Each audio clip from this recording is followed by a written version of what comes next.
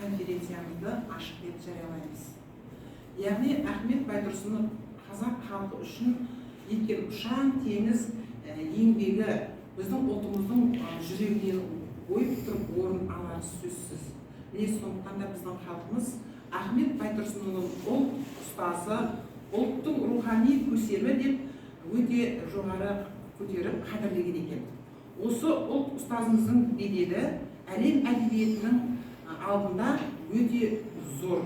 Міне сондықтан да біздің Қазақстанымыз ЮНЕСКО көлемінде осы ұлт ұстазының 150 жасқа толу мерейтойын атап өтіп жатыр.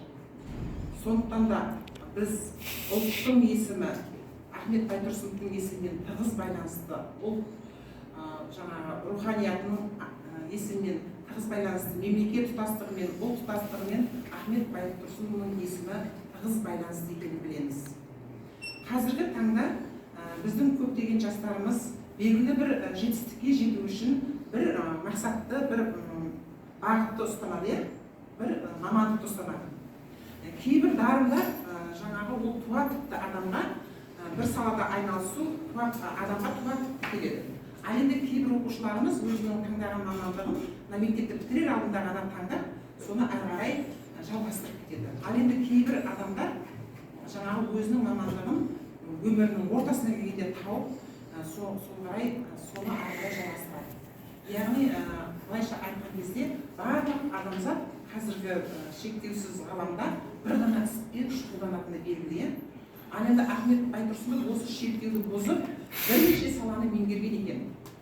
Ол ақын, ұстаз, ғалым, лингвист, публицист, аудармашы, әдебиеттанушы ретінде танылса, оның атын бүкіл әлемге танытқан әдебиет танытқыш, тіл құрал, қырық мысал, масал жинақтары мен жаңағы бізде ең бірінші қазақ әліпбиінің реформаторы ретінде танылды, және оны халқымыз ұлт ұстазы ретінде таныды.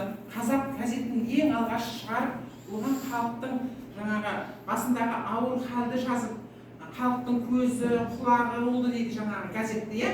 Осы газетті оқу арқылы бүкіл біздің қазақ халқы елдің тұрмысымен, елдің тағдырымен танысып отырды. Алаш зиялыларының басын қосқан, Алашорда үкіметін құрған, осындай бірнеше саланың басын меңгерген Ахмет Байтұрсыновның 150 жылдық тойын биыл біз ЮНЕСКО көлемінде тойлап жатыр екенбіз.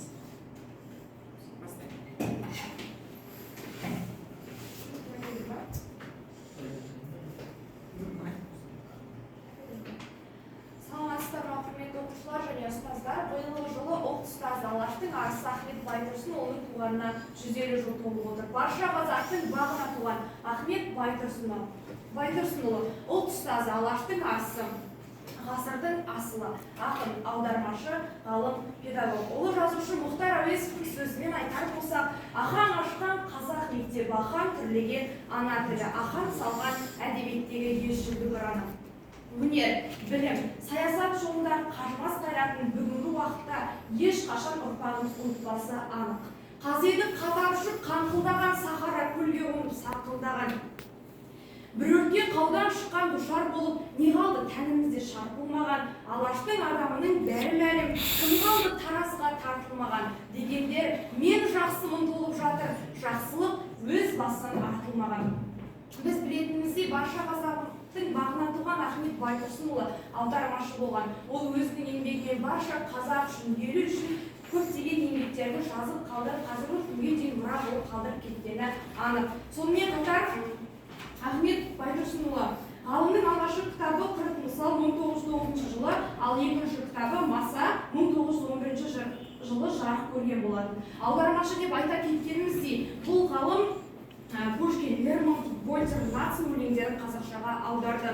Қиын тағдырына қарамастан елі үшін еңбек еткен ғалымның, бұл ақынның еліміз үшін жасаған еңбегін бүгінгі ұрпақ ұмытпайтынына дәлел айта аламыз. Себебі ғалым ұстаз Алматыда көптеген еңбектер жасаған. Сонымен қатар әлі күнге дейін бұл ақынның еңбектері осы күнге дейін сақталып келген. 1929 жылдың маусымында Ахмет Байтұрсынұлы Қызылорда барған сапарында тұтқындалып, Архангельск облысына жер аударылды. 1937 жылы жылдың қазір жылдар соң халық жауы деген атпен атылған болатын. Бұл кісінің қиын тағдырына қарамастан осындай еңбек жазып кеткені барлық елді де жерді де таңғалдыратыны анық. Сонымен қатар ұлт мұрасын ұлықтаушы деп те айтсақ болады. Ахаң әдебиеттің бір саласына, әсіресе халық мұрасына қатты көңіл бөлген.